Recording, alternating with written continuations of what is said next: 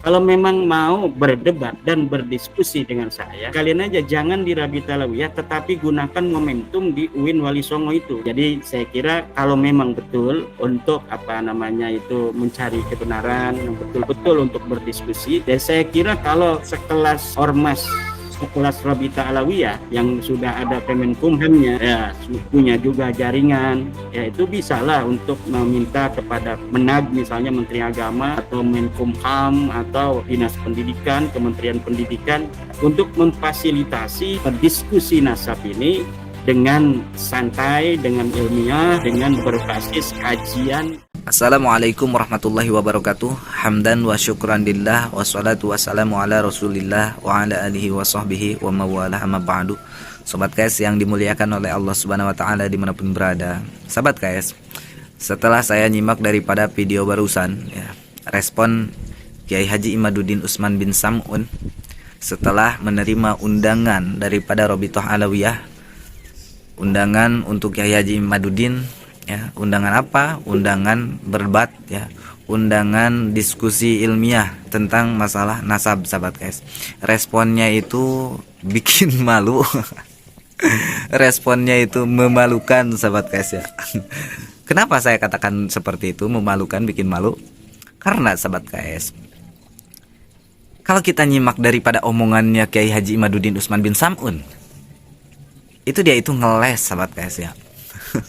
Ngeles, katanya kalau misalkan ingin berdebat dengan saya itu di UIN katanya ya, jangan di Rabithah Alawiyah, begitulah intinya. Aduh, gimana ini Kiai Haji Imaduddin Utsman bin Sam'un ini?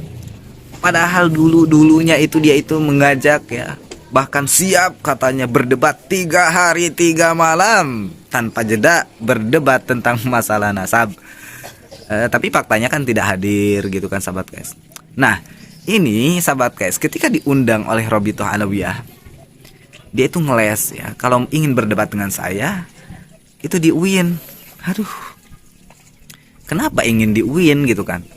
Kalau misalkan Kiai Haji Imaduddin Utsman ini adalah orang yang berani, orang yang hebat gitu ya, memang benar-benar orang yang berilmu tinggi dalam masalah pernasaban, kenapa harus minta di UIN? Kenapa harus minta di tempat yang lain?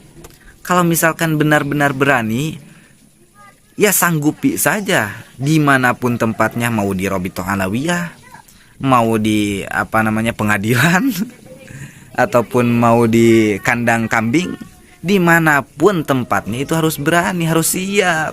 Qulil haqqa walau kana muran.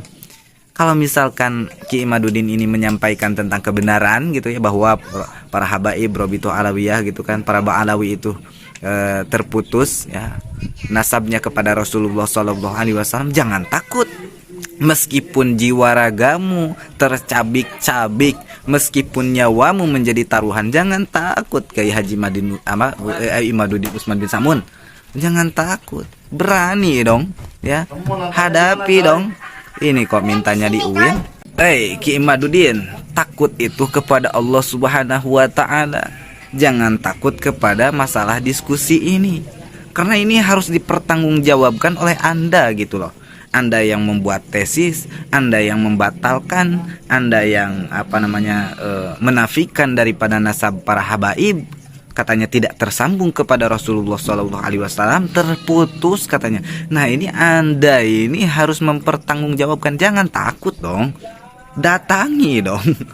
Takutlah kepada Allah Subhanahu wa ta'ala. Ini memalukan, sobat guys ya, bikin malu gitu loh. Astagfirullahaladzim. Bahkan para habaib ini mengundangnya itu dengan secara baik-baik. Kata Habib Hanif Al-Atos, beliau itu mengatakan di videonya, video saya sebelumnya yang sudah saya upload, sahabat guys, katanya dijamin keamanannya ya. Jadi Kiai Haji Imaduddin Utsman itu dijamin keamanannya ya, datang dengan selamat, pulang pun dengan selamat, itu dijamin, gak bakalan terjadi apa-apa. Jadi keinginan Rabithah Alawiyah, keinginan para habaib itu ketika diskusi berdebat itu nggak seperti di Kesultanan Banten. Kalau misalkan di Kesultanan Banten itu kan ramai gitu, heboh, gaduh gitu kan, ada yang teriak-teriak gitu kan, ada yang tepuk tangan juga. Nah, para habaib itu nggak mau seperti itu. Pengennya dengan tenang, dengan damai, dengan adem gitu loh. Tidak bising. Keinginan para habaib itu diskusi itu, misalkan pihak daripada Ki Imad itu 3 orang, misalkan 3 orang ataupun 5 orang. Nah, pihak Robitoh Alawiyah juga pihak para habaib itu cuma 5 orang doang. Jangan ada yang lain. Cukup ya, segitu. Berarti jumlah 10 orang. 10 orang saja. Nah, jangan bawa konco-konconya, jangan bawa supporternya gitu kan. Jangan dibawa. Ya, biar nggak gaduh, biar nggak rame. Wah, itu mah tertutup dong diskusinya kalau misalkan seperti itu. Enggak, bukan tertutup, tapi di live streamingkan di YouTube, di Facebook, di TikTok, di media sosial manapun. Di live streamingkan, jadi tidak tertutup. Semua orang bisa mengetahui gitu loh. Ya, bisa menyimak secara live. Nah, ini aduh, astagfirullahaladzim, ngeles sana sini gitu kan. Jadi bikin malu dengan perkataannya yang dulu gitu kan. Kalau misalkan Ki Imad ini benar-benar hebat, benar-benar keilmuannya itu luar biasa gitu kan. Keilmuannya itu tinggi dalam masalah ilmu nasab. Udah, jangan takut, hadapi saja. Berani dong. Masa diundang Rhoma Irama gitu kan. Mau.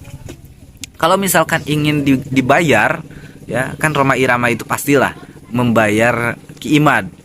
Mengundang itu pasti tidak cuma-cuma dong, gitu kan? Pasti dibayar lah untuk ongkosnya. Lah ini para habaib juga Robitoh Alawiyah kalau misalkan ingin diongkosi, ingin dibayar untuk datang, ya akan dibayar. Gitu loh, ya. Difasilitasi. Nggak bakalan dianggurin, nggak bakalan. Kalau misalkan kalau misalkan saya menghadiri undangan Robitoh Alawiyah, ini akan rugi, saya tidak akan mendapatkan nafkah untuk keluarga saya, akan dibayar gitu loh. Allahu Akbar. Ki Imad ini kocak sahabat guys ya. Nyalinya ciut ya sahabat guys. Nyalinya ciut, tidak ada keberanian. Beliau yang membatalkan, beliau yang mempunyai tesis, tapi ketika diundang untuk membuktikan gitu ya, beliau tidak berani. Sahabat guys, nyalinya itu nyali nyali kapas gitu ya, kempis sahabat guys, lembek. Harusnya seorang pembatal itu harusnya berani ya, pantang mundur ya, menjadi garda terdepan. Ki Imad itu datang kepada ke gedung Robitoh Alawiyah. Woi, kamu ini Robitoh Alawiyah ini, para habaib ini terputus. Harus berani seperti itu. Nanti dipintakan, mana buktinya, mana dalilnya. Nah, di situ diskusi. Nggak beraninya cuman di media sosial doang, beraninya cuman di panggung-panggung doang, mendoktrin para masyarakat untuk memecah belah para masyarakat. Dampaknya saya sendiri merasakannya sahabat guys ya. Dampak daripada Ki Imad ini.